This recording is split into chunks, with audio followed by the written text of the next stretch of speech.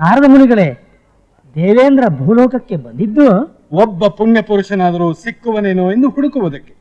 ಆದರೆ ಈಗಿನ ಸ್ಥಿತಿ ಪಾಪಾತ್ಮರು ಎಲ್ಲಿದ್ದಾರೆ ಎಂದು ಹುಡುಕುವ ಸ್ಥಿತಿ. ಎಲ್ಲವೂ ನರೇಂದ್ರನ ಶಕ್ತಿಯ ಪ್ರಭಾವ. ನಾರಾಯಣ. ಹೌದು ದೇವೇಂದ್ರ, ಇನ್ನು ನಿನಗೆ ಬಿಡುವಿಲ್ಲದ ಕೆಲಸ. ಆ ಯಮರಾಜನಿಗೆ ಗೊರಕೆ ಹೊಡೆಯುವುದೇ ಕೆಲಸ.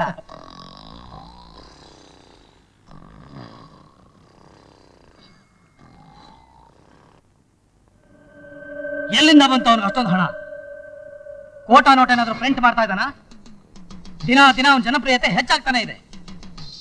ಅವನು ರೈಸಿಂಗ್ ಸ್ಟಾರ್ ಆದ್ರೆ ನಾವು ಕ್ಲೋಸಿಂಗ್ ಸ್ಟಾರ್ ಆಗ್ತಾ ಇದೀವಿ. ಆಗದೆ ಇನ್ನೇನ್ ಸರ್, ಅವನ ಜೊತೆ ಇಬ್ರು ಹೆಂಗಸರು ಇಬ್ರು ಗಂಡಸರು ಇದಾರಂತೆ. ಅವ್ರಿಗೆ ಯಕ್ಷಿಣ ವಿದ್ಯೆ ಬೇರೆ ಬರುತ್ತಂತೆ.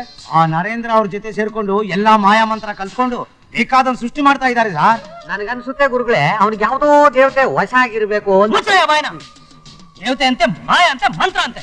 ನೀವೆಲ್ಲ ಕಿವಿಲಿ ಹೂ ಇಟ್ಕೊಂಡು ಮಾತಾಡ್ತಿದ್ದೀರಾ ಅಂತಂದ್ರೆ ನಾನು ಹೂ ಇಟ್ಕೊಂಡು ಮಾತಾಡ್ತಿದ್ದೀನಿ. ನಾನು ಶಕುನಿ ನನ್ನ ಮಗನೇ, ಊರ್ನ ಮುಚ್ಕೊಂಡು ಕೂತಿದ್ಯಲ್ಲೋ, ಉಪಯೋಗಿಸ ನೀನು ಶಕುನಿ ಬುದ್ಧಿನ. ಸಾಹೇಬ್ರ, ನಾನು ಕಣ್ಣು ಕಿವಿ ಬಾಯಿನ ಮೂರ್ನು ಮುಚ್ಕೊಂಡ್ ಕುಂತೀನಿ ಹೊರತು ಬ್ರೈನ್ ಬಿಚ್ಕೊಂಡೇ ಕುಂತೀನಿ ರೀ ಅಪ್ಪ. ನಮ್ಮನ್ನು ಕ್ಲೋಸ್ ಮಾಡಕ್ ಹೊರಟಿರೋ ಆ ನರೇಂದ್ರನ್ನ ನಾವು ಕ್ಲೋಸ್ ಆಗೋದ್ರೊಳಗೆ ಅವನ್ನೇ ಕ್ಲೋಸ್ ಮಾಡ್ಬಿಡ್ಬೇಕು. ಇದೇ ಈ ಶಕುನಿ ತಂತ್ರದ ಪಗಡೆ ಆಟದ ಗುರಿ. We are from CBI. ನನ್ನಿಂದ ಏನಾಗಬೇಕಾಯ್ತು? ಮಿಸ್ಟರ್ ನರೇಂದ್ರ, ಕಾನೂನು ವಿರುದ್ಧವಾಗಿ ಕಲಬೆರಕೆ ಸಾಮಾನುಗಳನ್ನ ಮಾರಾಟ ಮಾಡಿ ಜನಗಳಿಗೆ ಮೋಸ ಮಾಡ್ತಾ ಇದ್ದೀರಾ ಅಂತ ನಿಮ್ಮ ಮೇಲೆ ನಮಗೆ ಕಂಪ್ಲೇಂಟ್ ಬಂದಿದೆ. ನರೇಂದ್ರ, ನಿನ್ನ ಮೇಲೆ ಅಸೂಯೆಯಿಂದಲೇ ನಿನ್ನ ಮಾವ ಈ ಕೆಲಸ ಮಾಡಿಸಿರ್ಬೇಕು ನೋಡು.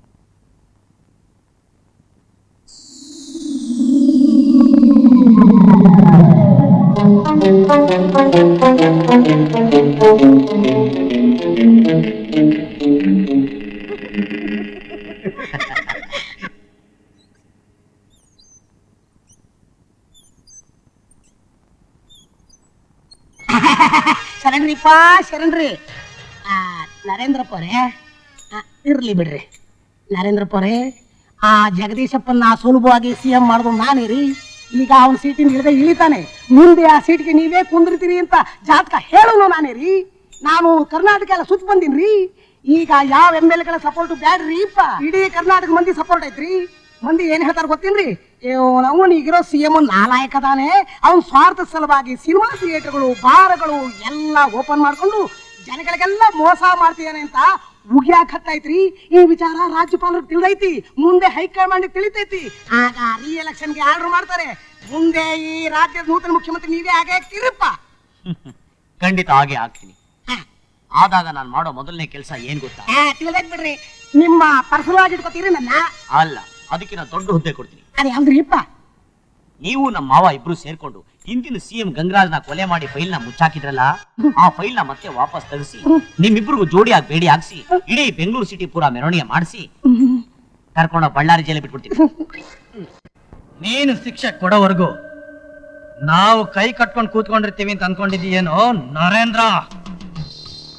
ನಮ್ಮ ಕ್ಯಾಂಪ್ನಲ್ಲಿದ್ದು ನಮ್ಮನ್ನ ತಿಂದು ನಮ್ಮ ಪವರ್ ಡೌನ್ ಆಗಿದ ತಕ್ಷಣ ಆ ನರೇಂದ್ರನ್ ಕ್ಯಾಂಪ್ ಸೇರಿ ನಮ್ಮ ಮೇಲೆ ಎತ್ತಿ ಕಟ್ತಾ ಇದ್ದಾನೆ ಶಕುನಿ, ನನ್ನ ಮಗ ಚಿಂಚೋಳಿ. ಅದಕ್ಕೆ ಗುರುಗಳೇ, ಕಳ್ಳನ್ ನಂಬುದ್ರು ಕೊಳ್ಳನ್ ನಂಬಾರ್ದು ಅನ್ನೋದು. ಶರಣ್ರಿ ಜಗದೀಶಪ್ಪನವರೇ, ಯಾವ ದರಿದ್ರ ಮುಖ ಹೊತ್ಕೊಂಡು ಬಂದಿದ್ಯೋ ಇಲ್ಲಿಗೆ? ಬಾರೋ ಬಾ ಕಂತ್ರಿ ನನ್ನ ಮಗನೇ. ಹಂದಿಗೊಂದು ಬುದ್ಧಿ ಇರುತ್ತೆ, ಆನೆಗೊಂದು ಬುದ್ಧಿ ಇರುತ್ತೆ, ದನಕ್ಕೊಂದು ಬುದ್ಧಿ ಇರುತ್ತೆ, ಕೋತಿಗೊಂದು ಬುದ್ಧಿ ಇರುತ್ತೆ. ಆದ್ರೆ ನಿನಗೆ ಎಲ್ಲಾ ಪ್ರಾಣಿಗಳ ಬುದ್ಧಿನೂ ಇದೆ. ನೀನೇನು ಮನುಷ್ಯನಿಗೆ ಹುಟ್ಟಿದ್ಯೋ ಇಲ್ಲ ಪ್ರಾಣಿಗೆ ಹುಟ್ಟಿದ್ಯೋ? ಹಲ್ಕ ಬಡ್ಡಿ ಮಗನೇ. ಮುಗಿದ್ವಾ ನಿಮ್ ಮೆನ್ಲಿ ಸ್ಟಾಕ್ ಎಲ್ಲ ಮುಗಿದ್ವಾ? ಉಗಿರಿ ಜಗದೀಶಪ್ಪ, ಉಗಿರಿ. ಮೈ ತುಂಬಾ ಉಗಿರಿ, ಮುಖ ತುಂಬಾ ಉಗಿರಿ. ಬಟ್ಟೆ ಕಳ್ತ ಹಾಕ್ತೀನಿ, ಅದಕ್ಕೂ ಉಗಿದ್ ಮುಗಿಸ್ಬಿಡ್ರಿ ಅಟ್ಲಾಗೆ. ಜಗದೀಶಪ್ಪ, ನಿಮ್ ಸಂಕಟ ಏನು ಅಂತ ನಂಗೆ ತಿಳಿತೈತ್ರಿ. ನಾನು ರಾಜಕೀಯ ವ್ಯಕ್ತಿನೇ. ರಾಜಕೀಯದಾಗೆ ಹೆಂಡತಿ ಆದವಳು ಗಂಡನ್ ಬಿಟ್ಟು ಎದುರುಗಡೆ ಮನೆಯಾಗೆ ಬೇರೆ ಗಂಡಸಿನ ಕೂಡ ಸಂಸಾರ ಮಾಡ್ತಿದ್ರು, ಅದು ನೋಡ್ಕೊಂಡಿದ್ರು ಸಂಕಟ ಆಗೋಗಿಲ್ರಿ ಅಪ್ಪ. ಅದೇ ಕುರ್ಚಿ ಕಳ್ಕೊಂಡಾಗ ಆಗೋ ಸಂಕಟ ಶಿವ ಶಿವ ಶಿವ ಹೇಳಕ್ ಬರೋಂಗಿಲ್ರಿ, ಹೇಳಕ್ ಬರೋಂಗಿಲ್ಲ. ಗೊತ್ತಿದ್ದು ತಿಂದು ಮನೆಗೆ ಎರಡು ಬಗೆಯುವಂತ ಕೆಲಸ ಯಾಕೋ ಮಾಡ್ದೆ? ಜಗದೀಶಪ್ಪ, ಈ ಶಕನಿ ಬುದ್ಧಿ ಏನು ಅಂತ ಇಷ್ಟೇನಾ ನೀವು ತಿಳಿದಿರೋದು? ನಾನು ಯಾಕ ನನ್ನ ಮಗನ ಕ್ಯಾಂಪ್ ಹೋಗಿದ್ದೆ, ನನ್ನ ಮಗನ ಹಕೀಕತ್ ಏನು ಅನ್ನೋ ತಿಳಿಯ ಸಲುವಾಗಿ ಹೋಗಿದ್ದೆ. ಅವನು ಅಗದಿ ಅದಾನೆ ಅಲ್ಲಿ, ಅವನ ನನ್ನ ಬುಡಕ್ಕೆ ಬೆಂಕಿ ಇಡಕ್ ಹೊಂಟಿದ್ದ. ಅವನೇನಾದ್ರೂ ಹೀಗೆ ಬಿಡ್ತು ಅಂದ್ರೆ ನನ್ನ ನಿಮ್ಮ ಜೀವನ ಚರಿತ್ರ ಬೀದಿ ಪಾಲ್ ಮಾಡ್ಬಿಡ್ತಾನೆ. ಆದಷ್ಟು ಜಾಗ್ರತೆ ಅವನ ಕಥೆ ಮುಗಿಸ್ಬಿಡ್ಬೇಕು. ಅದಕ್ಕೋಸ್ಕರ ಒಂದು ಮಾಸ್ಟರ್ ಪ್ಲಾನ್ ಸಿದ್ಧ ಮಾಡ್ಕೊಂಡೇ ಬಂದಿನಿ ನಾನು. ಏನದು? ನರೇಂದ್ರನ್ ಜೊತೆ ಆಗದಾಳಲ್ಲ ಹೆಣ್ಮಗಳು ಇಂದ್ರಜ, ಅವಳನ್ನ ಕೊಲೆ ಮಾಡಿಸಿ ಆ ಕೊಲೆ ಅಪವಾದನ ನನ್ನ ಮಗನ ತಲೆ ಮೇಲೆ ಹಾಕಿ ಅವನ್ನ ಅರೆಸ್ಟ್ ಮಾಡಿಸ್ತು ಅಂತಂದ್ರೆ ಬೈ ಎಲೆಕ್ಷನ್ನೂ ಇಲ್ಲ, ಮುಂದೆ ಮುಖ್ಯಮಂತ್ರಿ ಪದವಿನೂ ಇಲ್ಲ.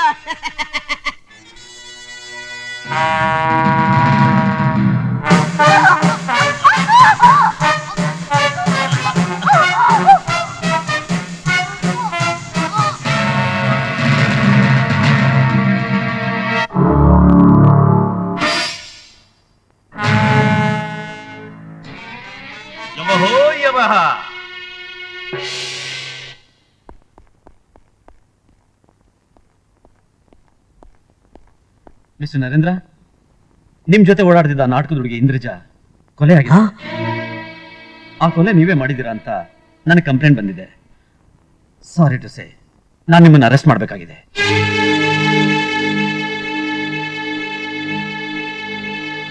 Arrest warrant.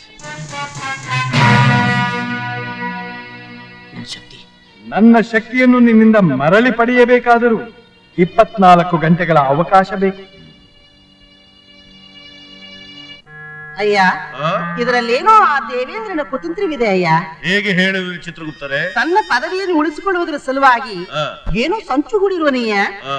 ಮಾನವರಾರು ಸ್ವರ್ಗಕ್ಕೆ ಬರಲು ಅನರ್ಹರಾದಾಗ ತನ್ನ ಪುತ್ರಿ ಇಂದ್ರಜಳನ್ನೇ ಕೊಂಡು ಸ್ವರ್ಗಕ್ಕೆ ಕರೆದೊಯ್ಯಲು ಹವಣಿಸುತ್ತಿರುವನಯ್ಯ. ಇರಬಹುದು ಇರಬಹುದು. ಯಮಹೋ ಯಮಃ. ನಾಗಪ್ಪ, ನಮ್ ನರೇಂದ್ರ ಕೊಲೆ ಮಾಡುವಂತ ಕಟುಕ ಅಲ್ಲ. ಅವನ್ ನಿಜವಾಗ್ಲೂ ನಿರಪರಾಧಿ. ಅವನಿಂದ ಎಷ್ಟೋ ಜನಕ್ಕೆ ಉಪಕಾರ ಆಗಿದೆ. ದಯವಿಟ್ಟು ಅವನ್ನ ಕಾಪಾಡು ನಾಗಪ್ಪ. ಹೌದು ನಾಗಪ್ಪ, ನಮ್ಮನ್ನ ಕೊಲೆ ಮಾಡಿಲ್ಲ, ಅವನಿಗೆ ಶಿಕ್ಷೆ ಆಗ್ಬಾರ್ದು. ತಂದೆ, ನಾವು ಭೂಲೋಕಕ್ಕೆ ಬಂದ ಕಾರಣ ತಮಗೆ ತಿಳಿದೇ ಇದೆ. ಇಲ್ಲಿ ನನ್ನನ್ನು ದುಷ್ಟ ಶಕ್ತಿಗಳು ಕೊಂದು ಒಬ್ಬ ಪುಣ್ಯ ಪುರುಷನ ಮೇಲೆ ಅಪವಾದವನ್ನು ಹೊರಿಸಿ ಬಂಧಿಸಿದ್ದಾರೆ. ನಾನು ಆತನನ್ನು ನಿರಪರಾಧಿ ಎಂದು ನ್ಯಾಯಾಲಯದಲ್ಲಿ ಸಾಬೀತುಪಡಿಸಬೇಕಾಗಿದೆ. ಅಯ್ಯ, ಈಕೆ ನಯವಾದ ಮಾತುಗಳಿಂದ ತನ್ನನ್ನು ಮರಳು ಮಾಡಿ ತನ್ನ ತಂದೆ ಪದವಿಗೆ ಕುಮ್ಮಕ್ಕು ಕೊಡುತ್ತಿರುವಳು. ಯಮಹೋ ಯಮಃ. ಎಲ್ಲ ತಂದೆ, ನಿಮ್ಮ ಪದವಿ ಆಸೆಯಿಂದ ನಮ್ಮ ಜನಕನ ಮೇಲಿನ ಪ್ರತೀಕಾರದಿಂದ ಒಬ್ಬ ಪುಣ್ಯ ಪುರುಷನಿಗೆ ಅನ್ಯಾಯ ಮಾಡುವುದೇ? ಯಮಧರ್ಮರಾಜ, ನೀವೇ ಯೋಚಿಸಿ.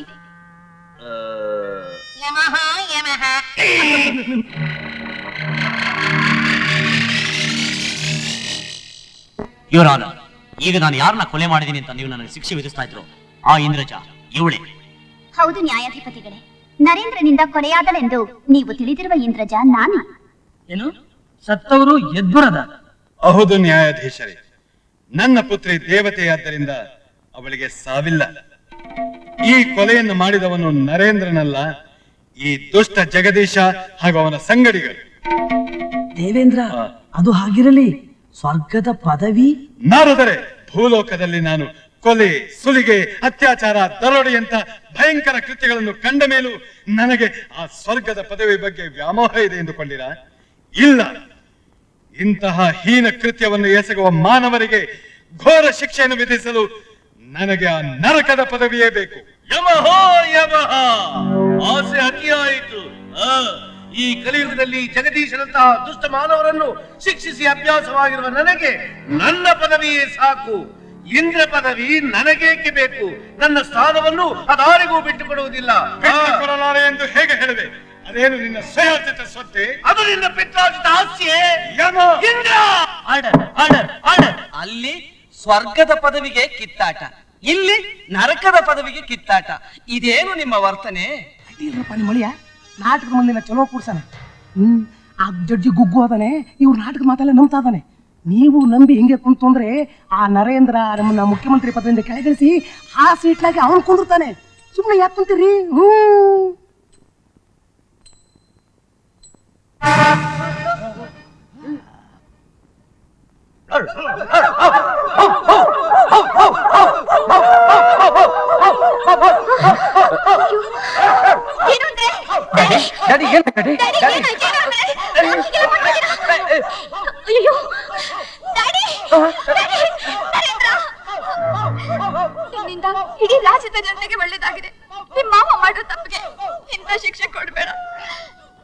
ಪರವಾಗಿ ನಾನು ನಿಲ್ಲಲು ಕ್ಷಮೆ ಕೇಳ್ಕೊತೀನಿ. ದಯವಿಟ್ಟು ಅವನ್ನ ಕ್ಷಮಿಸಿ ಅವನ್ನ ಮೊದಲ ಹಾಗೆ ಮಾಡ್ಬಿಡು. ನಿನ್ ಕಾಲಿಗೆ ಬಿದ್ದು ಬೇಡ್ಕೋತೀನಿ ನರೇಂದ್ರ, ದಯವಿಟ್ಟು ಅವನ್ನ ಮೊದಲ ಹಾಗೆ ಮಾಡ್ಬಿಡಪ್ಪ.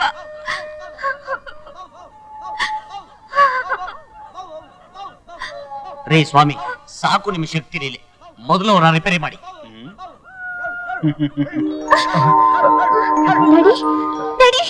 ಡ್ಯಾಡಿ, ಭಾವ, ಭಾವ, ಅಕ್ಕ, ಈ ಕಲಿಯುಗದಲ್ಲಿ ದೇವಾನ ದೇವತೆಗಳ ದರ್ಶನ ಮಾಡಿಸಿದ ನರೇಂದ್ರ ನಿಜಕ್ಕೂ ಒಬ್ಬ ಪುಣ್ಯ ಪುರುಷ.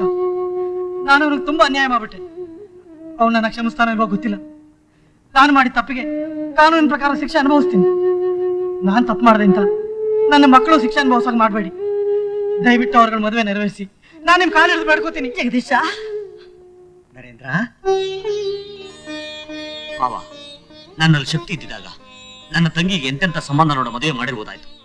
ನನ್ನಲ್ಲಿ ಮನುಷ್ಯತ್ವ ಇದೆ. ನನ್ನ ಉದ್ದೇಶ ಅಷ್ಟೇ, ನೀನು ಬದಲಾಗಬೇಕು. ನೀನಾಗ ನೀನೇ ನಿನ್ನ ತಪ್ಪನ್ನ ಒಪ್ಕೊಂಡು ನನ್ನ ತಂಗಿನ ನಿನ್ನ ಮನೆ ಸೊಸೆಯಾಗಿ ಮಾಡ್ಕೋಬೇಕು ಅಂತ ಆ ನನ್ನ ಆಸೆ ಇವತ್ತು ನೆರವೇರ್ತು. ನರೇಂದ್ರ, ಇನ್ನೇಕೆ ಆಲಸ್ಯ? ದೇವತೆಗಳ ಸಮ್ಮುಖದಲ್ಲಿ ನೆರವೇರಲಿ ನಿಮ್ಮಗಳ ವಿವಾಹ. ಯಮಧರ್ಮ, ಯಮಹೋ ಯಮಃ.